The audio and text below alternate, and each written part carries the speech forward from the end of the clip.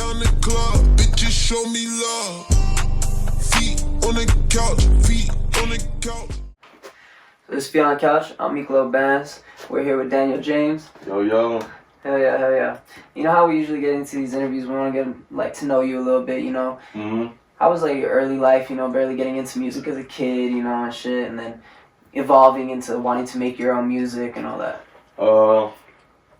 This early life is kind of been up and down.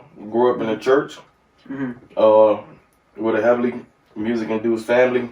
Mm-hmm. All my brothers play instruments, sing, rap, dance, do anything with music. Mm-hmm. I really didn't have a passion to do music myself. It wasn't my thing. I was more of an athlete. And it wasn't until maybe my sophomore year in high school, mm-hmm. I'm sitting in the art class with one of my homeboys, and we just over here writing and rapping and stuff. And he was like, "Man, you got to start taking it serious." Mm-hmm. So I started putting the work in from there. Went on to college.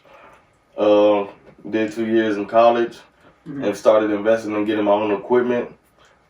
Kind of finding my sound a little bit. Mm-hmm. Figure out who I want to be as an artist, and it was all about just having fun for me. And then it wasn't until maybe 2 years after that I released my first single mm-hmm. on all platforms called "Trapped in the Moment." Yeah. That was my very first song I released out to the public, and since then I just started making music, started running with it. Mm-hmm. So pretty much it just kind of been like, kind of just grew up around music in a sense, mm-hmm. and it started to become who I was as a person. It was a way for me to express myself, mm-hmm. and in a sense I ended up getting good at it. Yeah, you end up And developing talent and developing your art, Yeah, and so that brings me to here, man. Nice. And what kind of music were you listening to? I know you said you grew up in a church, you know what I mean? And everybody mm-hmm. was playing instruments and stuff like that. But what kind of music did you find when you were first looking into music and rap and shit like that? So I used to always listen to gospel music. I feel like gospel music has the best sound. Mm-hmm. It's the hardest to make, in my opinion. But if you make it right, it sounds good. Mm-hmm. And so I kind of look into the dynamics of making gospel music, the instruments and how everything came together. Mm-hmm. I really didn't start listening to rap until maybe college. Mm-hmm. I big R&B fan. R&B? Yeah. Nice. So I'm still stuck on that whole 90s, early 2000s R&B wave. Oh yeah, and fire. Just still smooth. fire to this day. Yeah, so that's the music I listen to. Even today, I listen to rap. I listen to like certain artists who I try to mimic mm-hmm. when I'm making my songs. I kind of study it in a sense, but to be honest, I'm really not a big rap fan. Like not really rap, just R&B. Just R&B. Yeah, just. I listen to, like I said, I listen to certain artists, but get inspiration from other places. Right. Nice. So, yeah. And what would you say would be some of your top inspirations, certain artists? Gospel artists, R&B artists. I mean, I really don't have a favorite. Like, if I had to pick and choose.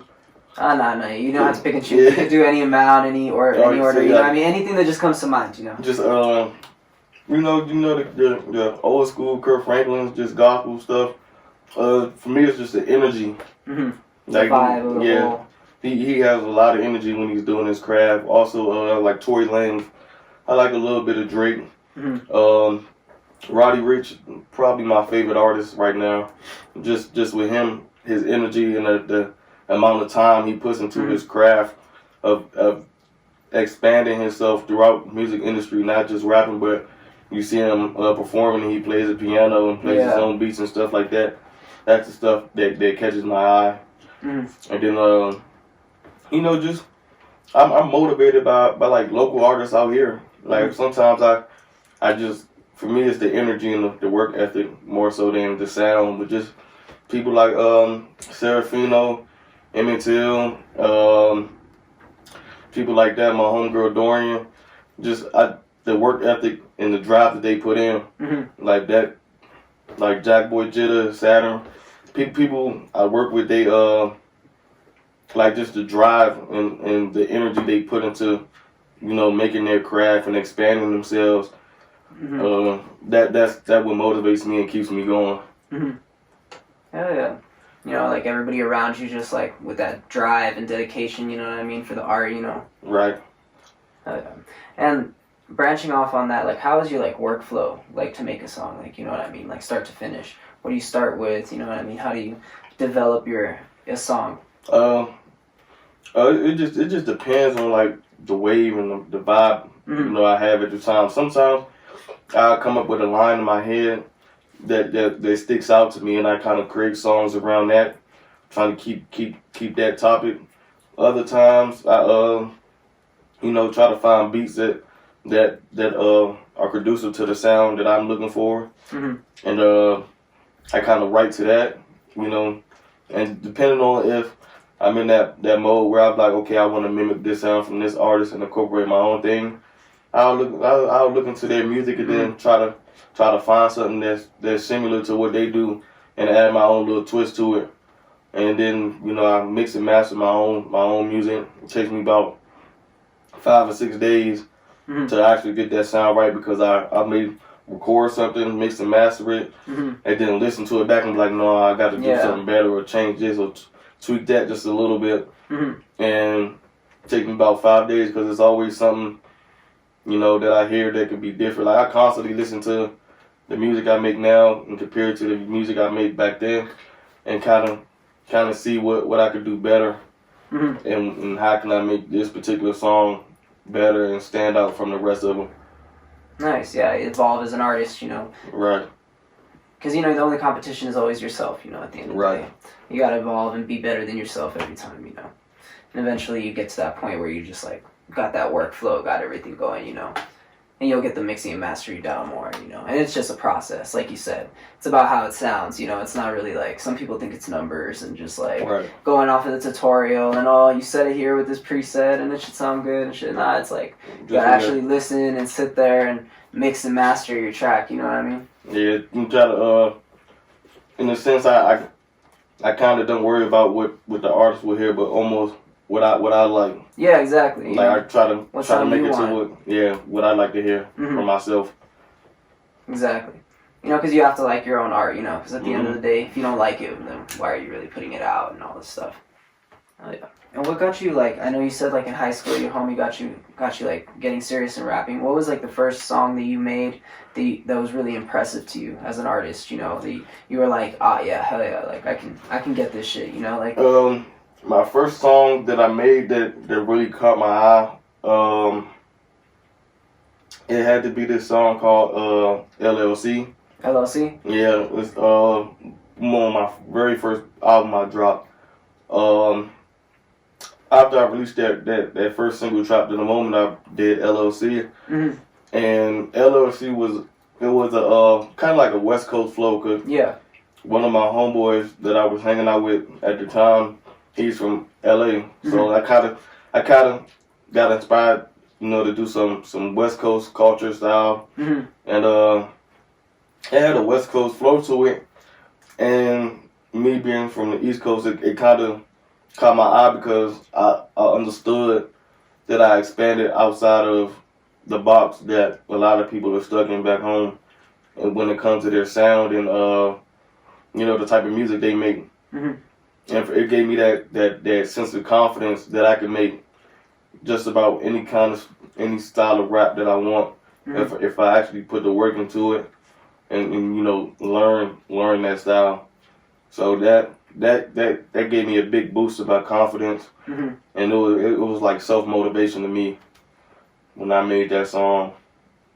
And so that was one of them. Then another song I made was it's called Hennessy. I made with my brother back home, and I'm very big on like samples and stuff. the woman that I was dating at the time, I kind of sampled a voicemail that she sent me. Mm-hmm. I put it in there, you know, tweaked the sound a little bit, and it actually came out pretty good. Oh, nice. So yeah. I fuck with that. yeah, so that was something that was you know, it still hold dear to me because that was you know, me using somebody who was so close to me's vocals and my song, and then making the song with my brother. Mm-hmm. And then it was like a kind of like a Drake flow. Mm-hmm. So that was good too, because he was the first artist that I tried to mimic. Mm-hmm. So for me to accomplish that, it felt good to me. So yeah. Oh, yeah. And to speak about, like, you know, how, like, your life is, how's life, like, lately for you? You know what I mean? Just, like, everyday life for you. It's been good. Just been good. I'm in the Army, so I just came back from Saudi Arabia. I was there for about 5 months. Before then, I was on a road with music. Mm-hmm. I dropped 2 albums. Project Heart 2. Dropped the EP prior to that. Started shooting videos with the video man, one of the best in Paso, and Mattel. Nice, I gotta check them out. Yeah, I was working. At one point, I felt like I was one of the top artists in the city. Mm-hmm. And, you know, I had to go away for work and stuff. So now that I'm back, and, you know, with COVID, I'm trying to take it slow, but still put myself in the spotlight again. Mm-hmm. Yeah, and just develop, you know, I mean, the brand and everything like that. Right. You know, trying to get shows and stuff. Start shooting videos again. Do more interviews with people. Just networking. And, you know, market myself to the right people. Yeah, nice. Hell yeah. I fuck with it. You know, and I know we talked about, like, your inspirations and stuff like that, you know what I mean? Mm-hmm. And I know you were saying, like, people like Tory Lanez, you know what I mean? Roddy Ricch, you know? People just, like, come to mind, you know what I mean? Mm-hmm. And especially, like, gospel music as well, you know? I forgot the exact name they Kirk Franklin. Kirk Franklin, yeah. Mm-hmm. But who would you hope to work with in the future as you develop a brand and as an artist, you know what I mean? What are some, like, dream collaborations that you have? And they don't have to be collaborations also in music. It could be, like, music videos. It could be anything, you know, in art as an aspect, you know? My dream collaboration I want to do a song with PNB Rock. PNB Rock? Yeah, so fuck with PNB Rock, he's hard. I've always, you know, had an ear to his music. Mm-hmm. And so I've always told myself that if I was going to do a song with somebody big, it'll have to be PNB Rock. Mm-hmm. So I think that'll be the one person. Video-wise, just outside of that, you know, I'm only conduct business with anybody. So yeah. So I don't have no particulars per se, but PNB Rock would have to be the one artist that if I can make a song with somebody right now, it'd be him. Nice. PNB Rock go hard. It'd be a fire track. Mm-hmm. Yeah. And you have any, like, recent releases that you're really like that people should go check out right now? You know what I mean? I know that you're on all platforms, and we'll put the links in the description for everybody. You know. Right. But any tracks you want them to check out right now, go run it up. You know what I mean? Yeah. So I maybe 2-3 weeks ago, I dropped an album called Infamous. Mm-hmm. My first album back since I came back from Saudi Arabia. Oh, nice. All the songs that are on there I wrote when I was overseas. Mm. Then I more recently dropped a song Prayers and Problems with my homeboy KB from Maryland. That's on SoundCloud. I used to do this thing where every weekend I drop like a track on Instagram. Mm-hmm.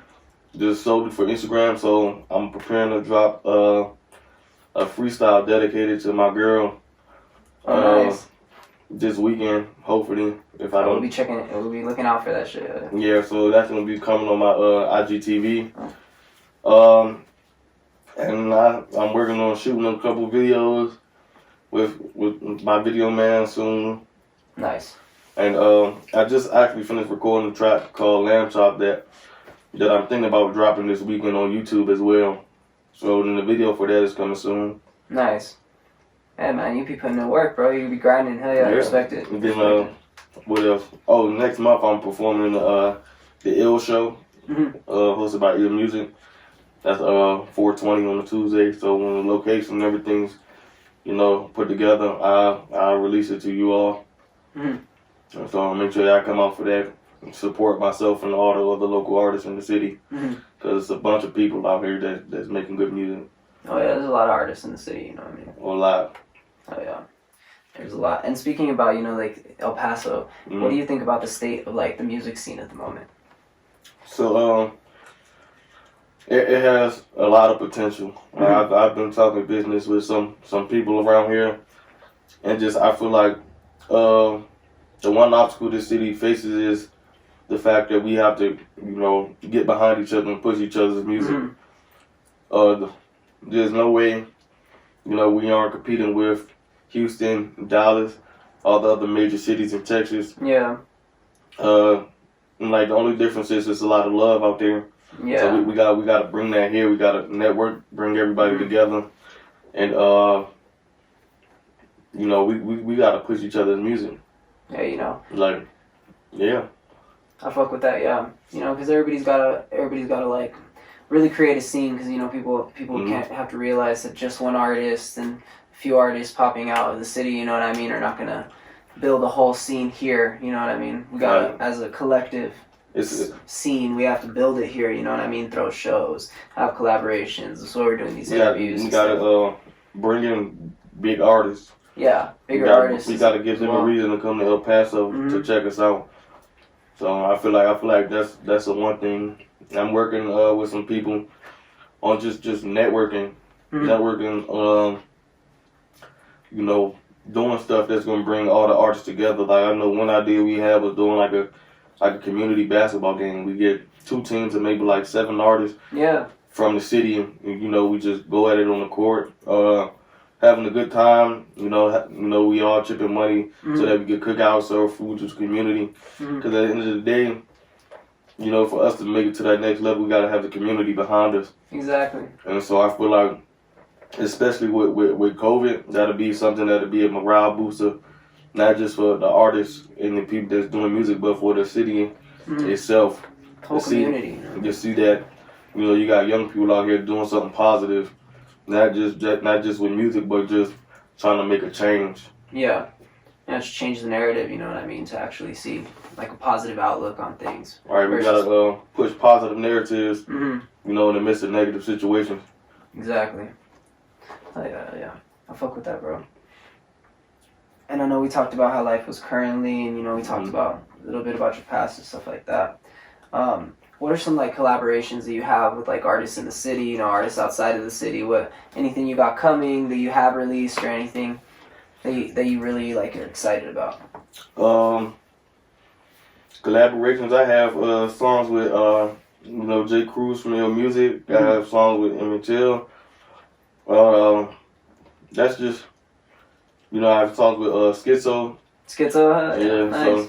So that's just a few, but I'm looking to work with, like I said, just anybody, like 12K Slink, Sauce Life, Jay, Serafino, Bombay, just some of the artists that's in the city, K Coolin. I heard her for the first time yesterday. She has a nice sound. So just those are people I plan to reach out to sooner or later. Ken Dizzy. It's people that's here. Yeah. And so that's my goal, just to reach out to, I'm like, hey, collab with this person and that person until I can eventually just make a list of people I've worked with and check them off. And so I feel like that's my biggest goal right now. Nice. Well, yeah, you gotta collaborate, expand your brand, and especially it helps out. Collaboration goes both ways. It's like being in the army, you know what I mean? Because a lot of people, I feel like a lot of people don't get that perspective, How was your experience being in the army? It has its ups and downs. I know one thing they say, just same things. I know they say that to people who first going to college, but it's you get whatever you put into it. And, for me being in the army almost 4 years now, it's been a roller coaster. I've gotten in trouble. I've made very poor decisions, just with the people I hang out with and people I get myself involved in. Just a little bit of the drama,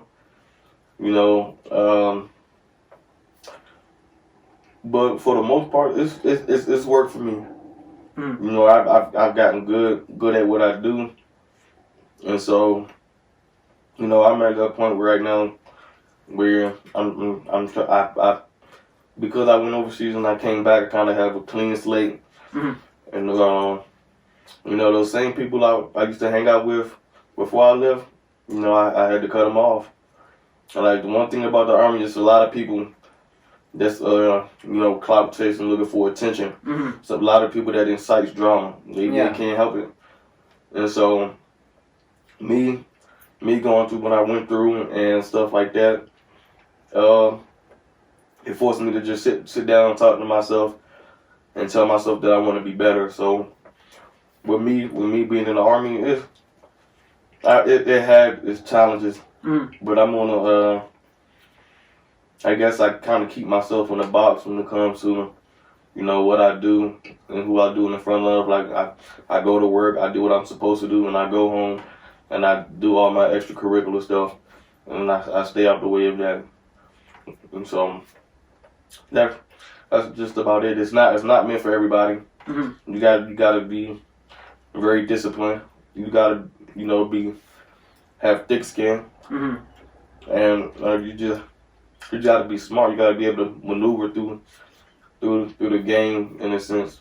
You know, getting what you can out of it. And so that's pretty much it. To me, that's the Army summed up in a few sentences. Like, yeah, you know, do what you gotta do, right place, right time, right uniform. Keep your head down and stay in your lane.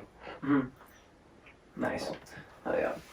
And you know, what's just like to get this interview? I know you got recent releases. You said you have like an album out and everything like that. But what do you have planned for 2021 as like an artist, as your brand? You know what I mean? Just so we can get like some perspective. You know, what's to come from Daniel James. So like I said, I just dropped the infamous album. I'm working on the deluxe album for that right now. That'll be out later this year. Thinking about doing maybe like an R&B based album. Nice, oh yeah.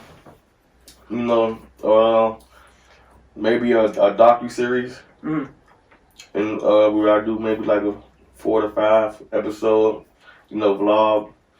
And tell, and just, you know, the artists that we all kick it with. A lot of community service, a lot of you know, charity events and stuff like that.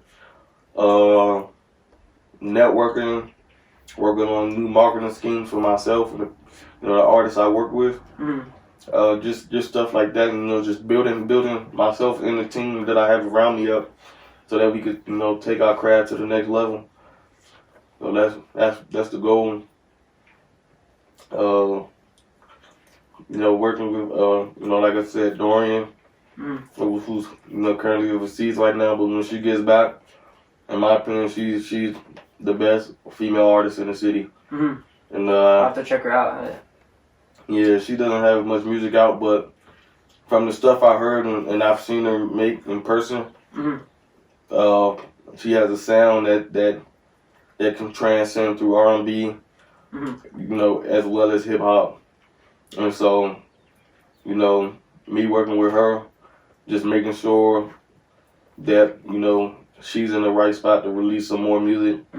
Cause I'm all about, you know, pushing the people around me.